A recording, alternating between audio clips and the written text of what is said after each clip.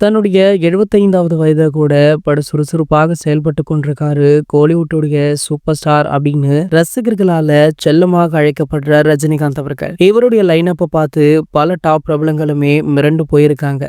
அந்த மாதிரி இவருடைய லைனப் இருந்துட்டு இருக்கு. கடைசியாக இவருடைய நடிப்புல வெளியான கூலி திரைப்படம் பார்த்தீங்கன்னா, மிகப்பெரிய அளவுல ஹிட் கொடுத்தது. படமுமே கிட்டத்தட்ட 700 கோடி வரை வசூல் செஞ்சது. இதனடுத்து பார்த்தீங்கன்னா, ஜெயிலர் 2 அப்படின்ற பிரம்மாண்ட படத்திலுமே நடிச்சிட்டு இருக்காரு. ஜெயிலர் 1 பார்த்தீங்கன்னா மிகப்பெரிய அளவுல வெற்றி பெற்றது. இந்த படம் கிட்டத்தட்ட 600 கோடிகளுக்கு மேல வசூல் செய்து தமிழ் சினிமாவில ஒரு மிகப்பெரிய சாதனையுமே படைத்தது. ஆகையால ஜெயிலர் 2 திரைப்படத்திற்குமே ஒரு மிகப்பெரிய எதிர்பார்ப்பு ரசிகர்கள் மக்கள் அப்படின்னு பலரிடமுமே இருந்துட்டு இருக்கு. இந்த நிலையில பாத்தீங்கன்னா ஜெயிலர் 2 திரைப்படம் கிட்டத்தட்ட 80% முடிஞ்சிருச்சா. படத்துடைய ரிலீஸ் பாத்தீங்கன்னா அடுத்த ஆண்டு சம்மர்ல இருக்கலாம் அப்படின்னு சொல்லப்படுது.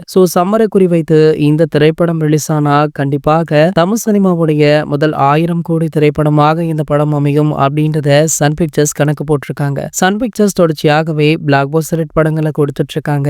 தமிழ் சினிமாவுடைய மிகப்பெரிய ப்ரொடக்ஷன் நிறுவனம்னா அது சன் பிக்சர்ஸ் தான். அந்த வகையில சன் பிக்சர்ஸ் உடைய அடுத்த திரைப்படத்தையுமே சூப்பர் ஸ்டார் தான் பண்றாரு. ஆனால் இந்த திரைப்படத்தை நம்ம அட்லி அவர்கள் இயக்க உள்ளதாக செய்திகள் வைரல் ஆகிட்டு இருக்கு. அட்லி அவர்கள் ஆல்ரெடி சன் பிக்சர்ஸ் உடன் ஒரு படத்துல கமிட் ஆகி ஒர்க் பண்ணிட்டு இருக்காரு. அந்த திரைப்படம் தான் நம்ம அல்லு அர்ஜுன் அவர்களை வைத்து உருவாகிட்டு இருக்கு. இந்த நிலையில பாத்தீங்கன்னா அட்லி அவர்களும் சூப்பர் ஸ்டார் அவர்களும் இணைய போறது ஒட்டுமொத்த இந்திய சினிமாவே வேகும் அளவிற்கு இருக்கும் அப்படின்ற மாதிரி எதிர்பார்க்கலாம். இது போன்ற செய்திகளை பற்றி நீங்க உடனே தெரிஞ்சுக்க நம்மளுடைய தலைவர் அப்படின்ற நம்ம சேனலை சப்ஸ்கிரைப் பண்ணிக்கோங்க.